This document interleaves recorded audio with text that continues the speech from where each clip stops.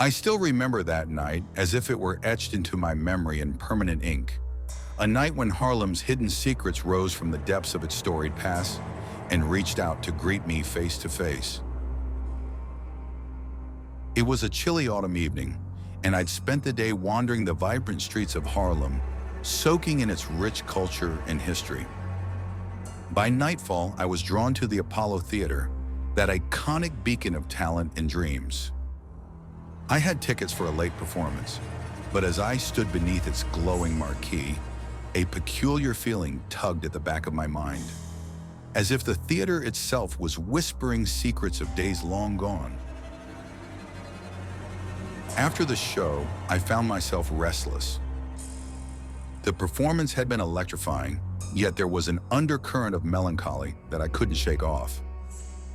I stepped out into the cool night, and the bustling energy of the city quickly gave way to a quieter, almost haunted silence. The streets were bathed in the soft glow of streetlights, and a gentle fog began to roll in, blurring the edges of reality. I decided to walk.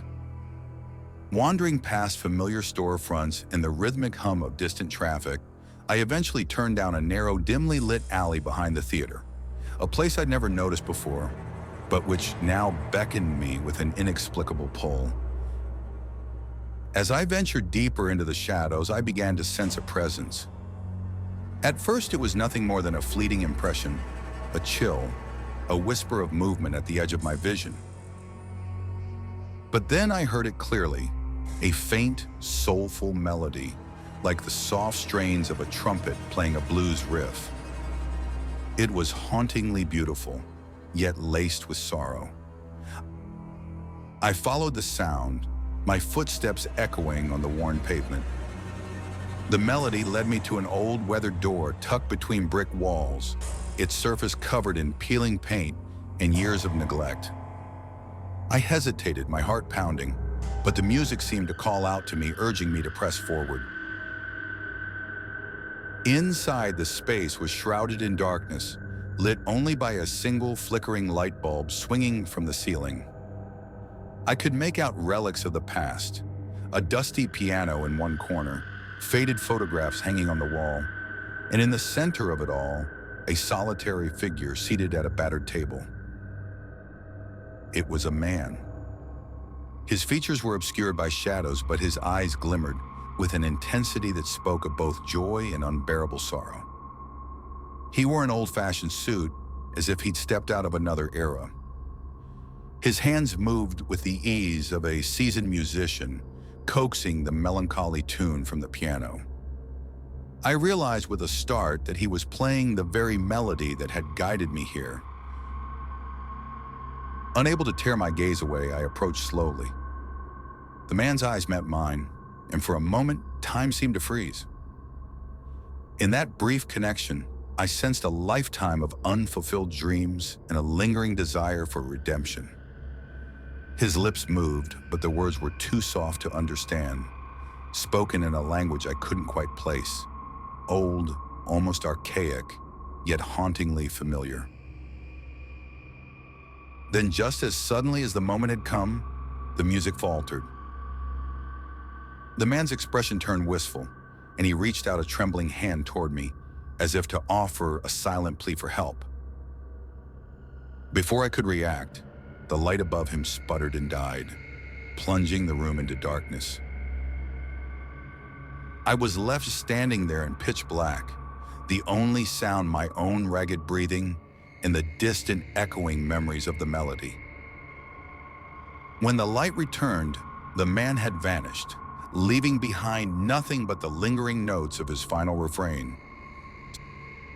Stunned, I stepped out of that forsaken room and back onto the cold, deserted streets of Harlem. I couldn't shake the feeling that I had just witnessed something extraordinary, a glimpse into a world where the past and present collided, where dreams and regrets lived on in the shadows.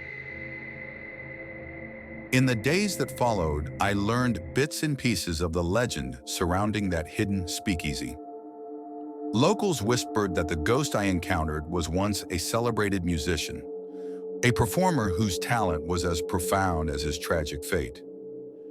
They said he had poured his soul into every note, but a life cut short left him wandering in search of the applause he never received.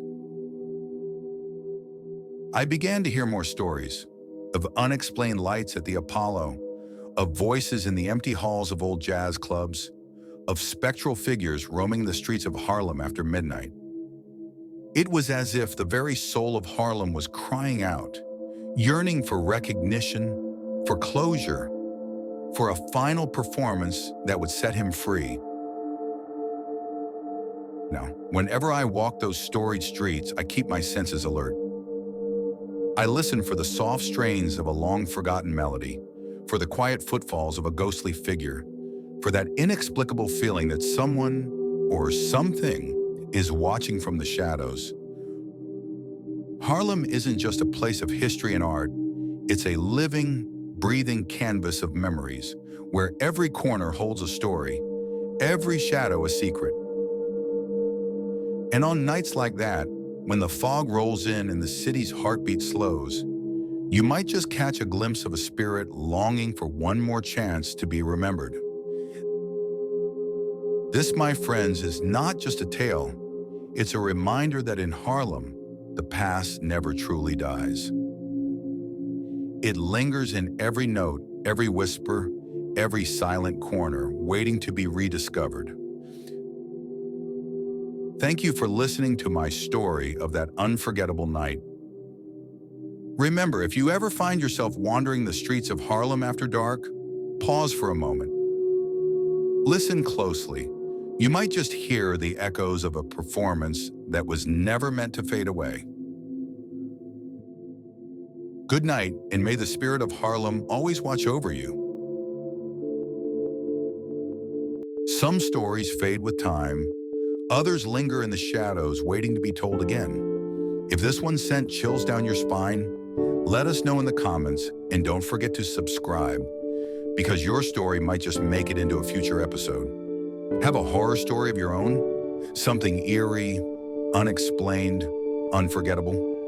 Send it to us at HometownHorrorStories@gmail.com. Tell me, what's the scariest thing that's ever happened to you? Or maybe there's a legend from your hometown that still keeps you up at night.